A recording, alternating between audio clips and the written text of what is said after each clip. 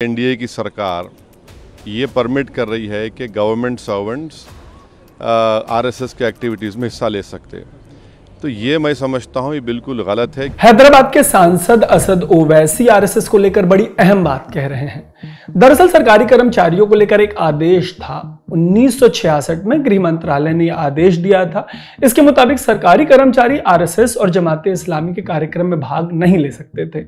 अपने एक ताजा फैसले में केंद्र सरकार ने यह बैन हटा दिया है। अब सरकारी कर्मचारी आरएसएस के कार्यक्रम में भाग ले सकते हैं और इसी को लेकर असद ओवैसी आपत्ति जता रहे हैं। ऐसे में पता करेंगे कि आखिर सरकारी कर्मचारियों के आरएसएस के कार्यक्रम में हिस्सा लेने पर बैन क्यों लगाया गया था और आजादी के बाद से अब तक आरएसएस पर केंद्र सरकार ने कितनी बार बैन लगाया है, क्यों बैन लगाया है, इसी सब का पता करेंगे इस स्टोरी में। नमस्ते, मेरा नाम है तरुण और शुरू करते हैं ये स्टोरी। लेकिन सबसे पहले ऐसी ही स्टोरीज के लिए आप स्विच को फेसबुक, यूट्यूब और इंस्टाग्राम पे फॉलो और सब्सक्राइब जरूर कर लीजिएगा। कहानी शुरू होती है 30 जनवरी 1948 से। इस दिन नाथूराम गोडसे ने राष्ट्रपिता महात्मा गांधी की हत्या कर दी थी। तब के गृह मंत्री सरदार वल्लभ भाई पटेल आरएसएस को लेकर उतने सख्त नहीं थे, उल्टे वो आरएसएस से सहानुभूति रखते थे। हालांकि गांधी जी की हत्या के बाद लौह पुरुष के नाम से भी मशहूर पटेल को आरएसएस को बैन करने का फैसला लेना पड़ा और फाइनली 4 फरवरी 1948 को आरएसएस को बैन कर दिया गया। बैन लगाते हुए सरकार का यह कहना था कि नफरत और हिंसा को जड़ से उखाड़ने के लिए ऐसे बैन का फैसला लिया गया। गांधी जी की हत्या के बाद लगे इस बैन ने आरएसएस को हमेशा के लिए हिला कर रख दिया। दरअसल इस संगठन को बैन करते हुए सरकार ने कई गंभीर बातें कही, जैसे कि सरकार ने कहा कि देश के कई हिस्सों में आरएसएस के मेंबर्स हिंसा से लेकर लूट, डकैती और हत्या में शामिल पाए गए। इतना ही नहीं, यह भी कहा गया कि आरएसएस वालों ने गैर कानूनी तरीके से हथियार और गोला बारूद इकट्ठा किए। तब की भारत सरकार ने तो यह तक कहा था कि आरएसएस वाले पर्चियां बांट रहे हैं, लिफलेट में लोगों से आतंकी गतिविधियों में शामिल होने की अपील की गई है। कहा गया है कि वो हथियार इकट्ठा करें, भारत सरकार के खिलाफ नफरत फैलाएं और पुलिस से मिलिट्री तक को गैर कानूनी तरीके से अपने वश में कर लें। सरकार का कहना था कि इसके पहले वो आरएसएस के लोगों से एक एक करके निपट रही थी, इसको बैन नहीं किया था। हालांकि इसके बावजूद आरएसएस की आपत्तिजनक गतिविधियां चलती रहीं। सरकार का यह भी कहना था कि कई लोग आरएसएस की ऐसी गतिविधियों का शिकार बने और इसी की वजह से अंततः गांधी जी की जान चली गई, ले ली गई और सरकार के पास आरएसएस को बैन करने के अलावा कोई चारा नहीं बचा। ऐसे बैन के बाद आरएसएस ने इसे हटाए जाने की कई अपीलें की। तब के सरसंघचालक एम एस गोलवलकर ने बैन हटाने के लिए होम मिनिस्टर सरदार पटेल से मुलाकात की। उन्होंने देश के पहले पीएम जवाहरलाल नेहरू को चिट्ठी लिखी। आलम यहां तक पहुंच गया कि बैन हटवाने के लिए 9 दिसंबर 1948 को गांधी जी की राह अपनाते हुए आरएसएस के स्वयंसेवकों ने सत्याग्रह की शुरुआत की। फाइनली 11 जुलाई 1949 को आरएसएस पर लगा बैन हटा दिया गया। इस बैन को हटाए जाने की वजह बना आरएसएस का वो संविधान जो इस संगठन ने 1949 में बनाया था। बैन हटाते हुए तब की भारत सरकार ने इसी संविधान का जिक्र किया। संविधान का हवाला देते हुए भारत सरकार ने कहा कि अपने संविधान में आरएसएस ने भारत के संविधान और तिरंगे के प्रति अपनी निष्ठा जताई है। मतलब आरएसएस आने वाले दिनों में भारत के संविधान और राष्ट्रध्वज को ही देश का संविधान और राष्ट्रध्वज मानने की बात स्वीकार तब कर चुका था। आरएसएस पर लगे बैन को हटाने से जुड़े आदेश में भारत सरकार ने एक और अहम बात कही थी। भारत सरकार ने यह कहा था कि वायलेंस और सीक्रेट एक्टिविटी में शामिल लोगों को आरएसएस अपने से दूर रखेगा। यह सब कहते हुए भारत सरकार ने आरएसएस पे जो बैन लगा था वो हटा दिया। हालांकि आरएसएस पर बैन का सिलसिला यहीं नहीं थमा। करीब 1.5 दशक बाद 1966 में फिर से उनके ऊपर एक तरीके का बैन लगाया गया। यह वही बैन है जिसकी बात असद ओवैसी कर रहे हैं। 1966 वाले ऑर्डर में भी केंद्रीय गृह मंत्रालय ने ही यह बात कही थी कि कोई भी सरकारी कर्मचारी आरएसएस के और जमाते इस्लामी के किसी भी कार्यक्रम में हिस्सा नहीं लेगा।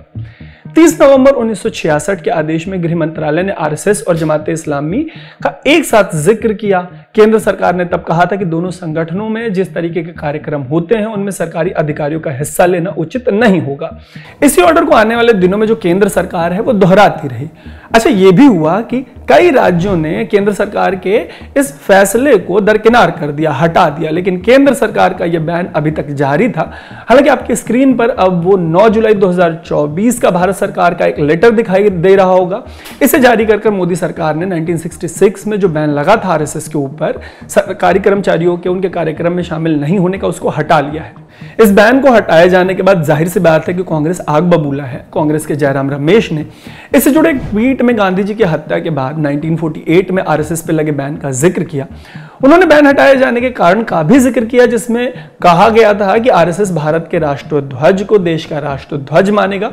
ट्वीट में रमेश ने इसी वादे से जुड़ा एक आरोप लगाया है कि आरएसएस ने नागपुर वाले अपने हेडक्वार्टर पे कभी भी तिरंगा नहीं फहराया।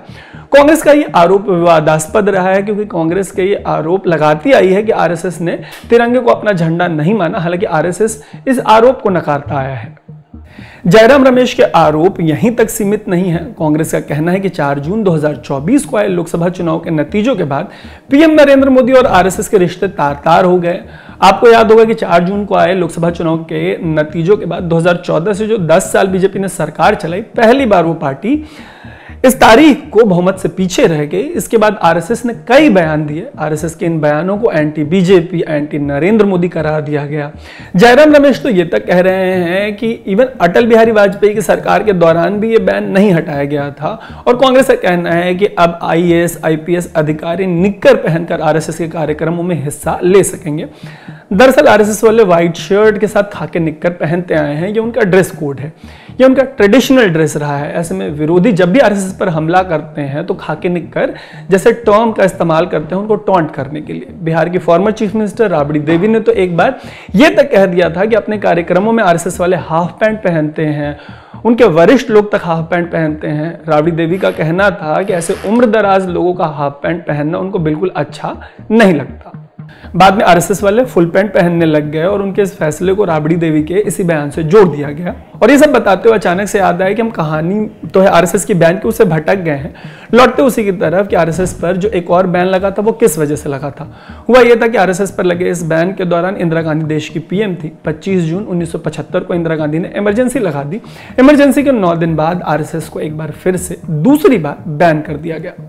आरएसएस पर इस बैन से जुड़ा एक सवाल इंदिरा गांधी से पूछा गया। जवाब में उन्होंने बैन की वजह बताई। वजह बताते हुए वो बोली कि जयप्रकाश नारायण ने आरएसएस से हाथ मिला लिया है। उनके मुताबिक बैन की ये एक बड़ी वजह थी। साथ ही उन्होंने ये भी कहा कि गांधी जी के हत्या के उकसावे के पीछे आरएसएस था और वो एक कट्टर हिंदू संगठन है। इंदिरा गांधी को तब के सरसंघचालक बाला साहेब देवरस ने लिखित में इसकी शिकायत की। उन्होंने कहा कि यह साफ नहीं किया गया कि आरएसएस को इस बार किस वजह से बैन किया गया है। उन्होंने यह भी कहा था कि संघ ने कभी भी हिंसा की सीख नहीं दी, नहीं देश की आंतरिक सुरक्षा और लॉ एंड ऑर्डर के साथ कभी कोई खिलवाड़ किया है, कोई संकट पैदा होने दिया है। इसके बाद कई दौर की बातचीत चली, इमरजेंसी हट गई और फाइनली 22 मार्च 1977 को आरएसएस पर लगा ये बैन हटा दिया गया। इसके बाद एक बार फिर बाबरी मस्जिद गिराए जाने के बाद आरएसएस को बैन कर दिया गया। 6 दिसंबर 1992 को अयोध्या में बाबरी मस्जिद को गिरा दिया गया था। 4 दिन बाद यानी 10 दिसंबर को आरएसएस पर फिर से बैन लगा दिया गया। हालांकि कुछ ही महीनों बाद 4 जून 1993 को यह बैन हटा लिया गया और अभी हटाए गए एक और बैन के बाद आरएसएस फिर से चर्चा में है। देखने वाली बात यह होगी कि सरकारी कर्मचारियों को आरएसएस के कार्यक्रमों में जाने की जो आज़ादी मिली है उसका क्या असर होता है। कमेंट बॉक्स में आप जरूर बताइए कि मोदी सरकार के इस फैसले पर आपकी क्या राय है। ऐसी ही स्टोरीज के लिए स्विच को फेसबुक, यूट्यूब और इंस्टाग्राम पे फॉलो और सब्सक्राइब जरूर कर लीजिएगा। देखते रहिएगा स्विच। मेरा नाम है तर्क।